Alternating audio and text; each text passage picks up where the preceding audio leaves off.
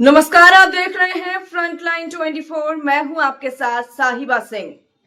कांग्रेस शर्तों के साथ 55 सीटों पर चुनाव लड़ने पर राजी हो गई है, लेकिन शर्त यही है कि सभी 55 सीट कांग्रेस की पसंद की होगी।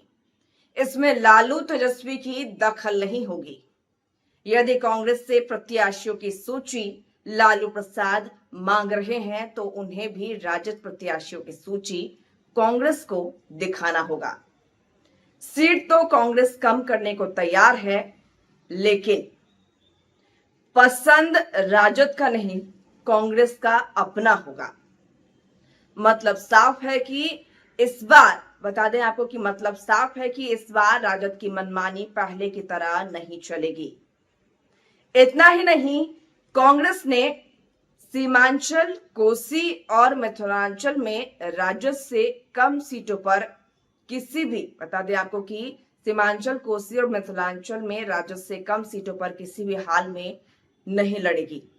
यह शर्त अगर राजद को मंजूर होगा तो कांग्रेस गठबंधन के साथ चुनाव लड़ेगी, नहीं तो राजद को टाटा बाय बाय करने को कांग्रेस तैयार है।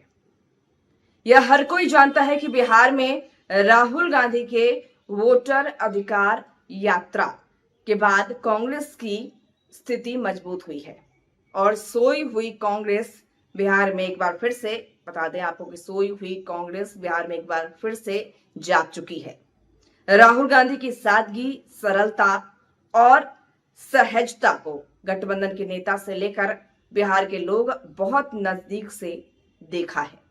वोटर अधिकार यात्रा से गठबंधन की एकता में मजबूती आई है और देश भर के लोग गठबंधन की एकजुटता से राहुल गांधी की प्रशंसा कर रहे हैं।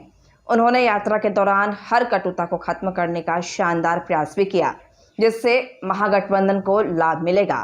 फिर यात्रा खत्म होते ही तेजस्वी और लालू प्रसाद कांग्रेस को नीचा दिखाना क्यों चाहते हैं, यह समझ से परे है।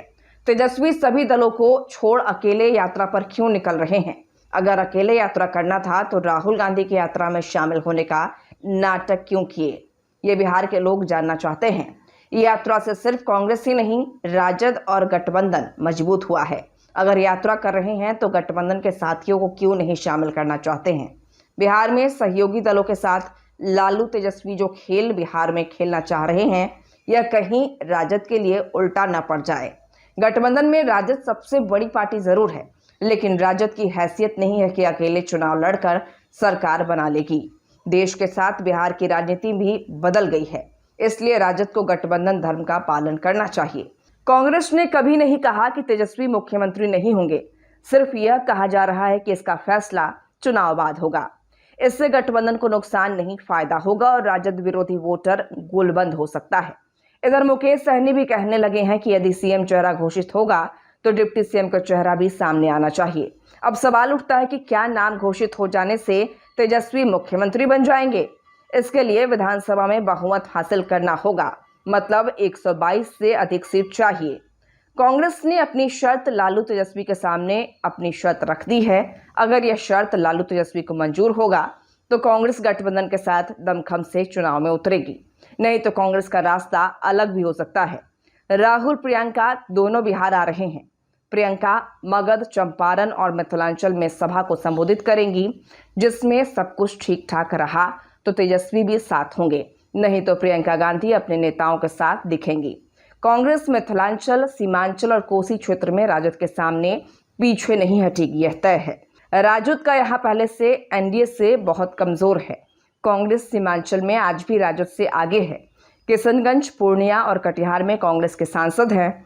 राहुल गांधी बिहार किसी भी हाल में जीतना चाह रहे हैं, लेकिन राजद अहंकार में चूर है। राजद बड़ी पार्टी है, इन्हें गठबंधन में बड़ा दिल दिखाना होगा, जैसा तेजस्वी बोलते भी रहे हैं। नहीं तो आगामी विधानसभा चुनाव में एक बार फिर एनडीए बिहार में बाजी मार ले जाएगा और तेजस्वी हाथ मलते रह जाएंगे।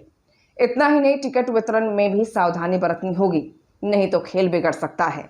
एनडीए की जड़ें बिहार में बहुत मजबूत है, इसे हिलाना आसान नहीं है। जनसुराज राजद को बड़ा नुकसान पहुंचा सकती है। जनसुराज को हल्के में लेना बड़ी भूल हो सकती है। जो भी हो, महागठबंधन में सीटों को लेकर आज भी पेच फंसा हुआ है। अगर इसे जल्द सुलझा लिया गया तो ठीक है, नहीं तो नीतीश कुमार के दांव के सामने तेजस्वी टिकने वाले नहीं हैं। राजनीतिक विश्लेषकों का तो यही कहना है।